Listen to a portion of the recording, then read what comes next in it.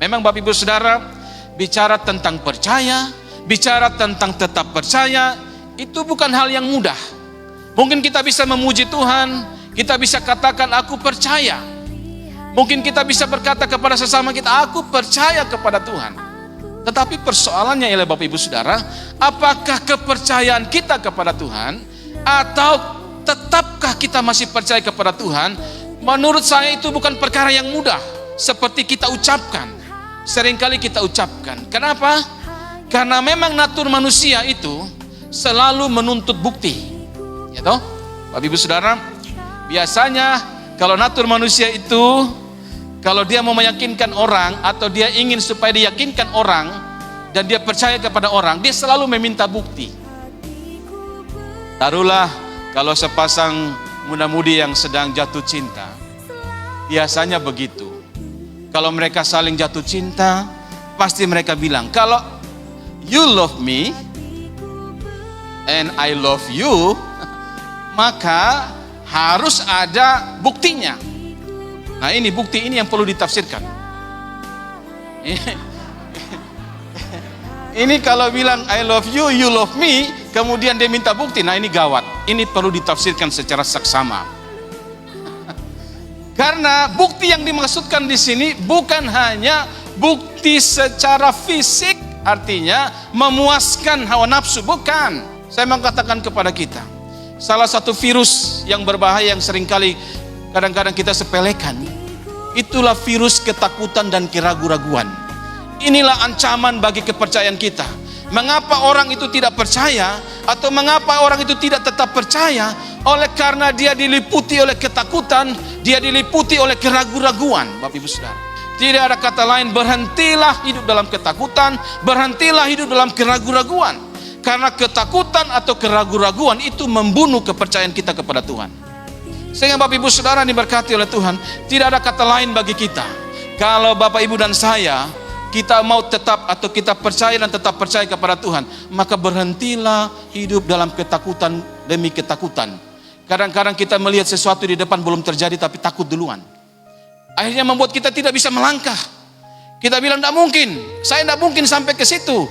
Ketakutan duluan, akhirnya kita tidak bisa melangkah. Saudara, pertanyaan penting bagi kita. Bagaimana supaya saya dan Bapak Ibu Saudara kita bisa tetap percaya atau kita percaya kepada Tuhan, dan kepercayaan kita itu kepada Tuhan adalah murni di hadapan Tuhan.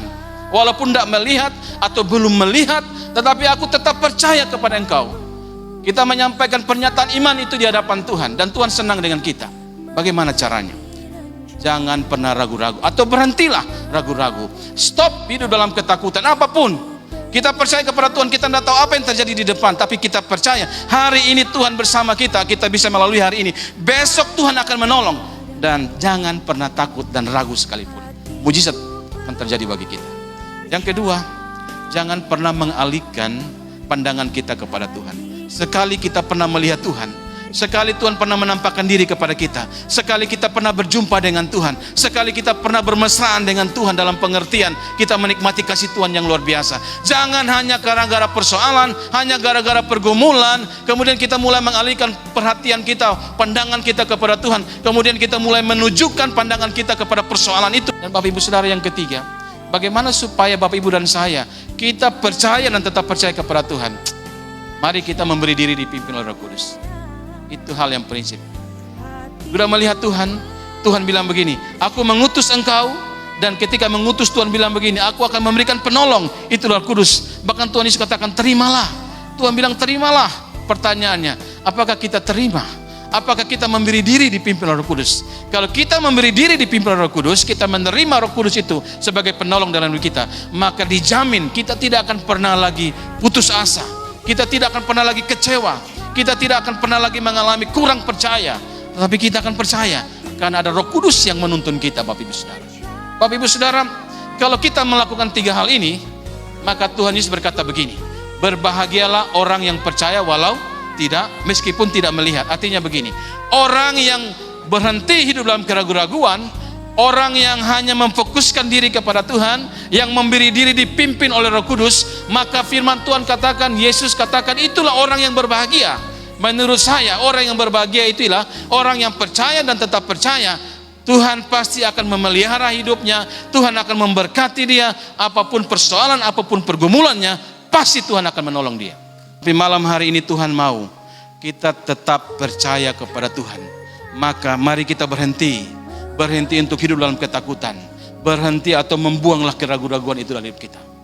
Jangan pernah mengalihkan pandangan kita dari Tuhan. Jangan mengalihkan itu, jangan mengalihkan kemudian memandang persoalan dan sebagainya. Jangan. Kita harus tetap percaya, kita harus optimis, kita tetap percaya kepada Tuhan. Serahkanlah atau terimalah Roh Kudus untuk memimpin hidup Bapak Ibu Saudara. Maka saya percaya Bapak Ibu tetap akan kedapatan Tuhan, menjadi orang-orang yang tetap percaya kepada Tuhan. Bapak Ibu Saudara yang ada di ruangan ini, maupun Bapak Ibu yang mendengarkan firman Tuhan malam hari ini, kita percaya bahwa Tuhan sedang memandang kita. Tuhan sedang melihat pribadi lepas pribadi malam hari ini.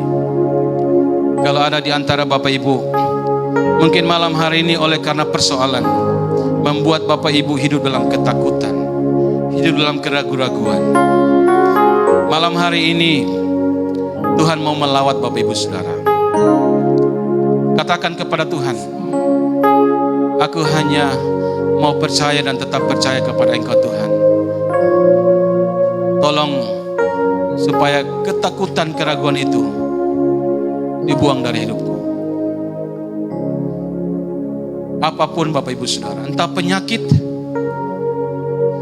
entah pergumulan-pergumulan finansial, pergumulan keluarga, pergumulan pelayanan, kita percaya bahwa hanya Tuhan saja yang bisa menolong. Jangan pernah kita mengalihkan pandangan kita dari Tuhan kepada persoalan itu. Kita berkomitmen Roh Kudus penolong. Maka mari kita malam hari ini menyerahkan diri kita untuk dipimpin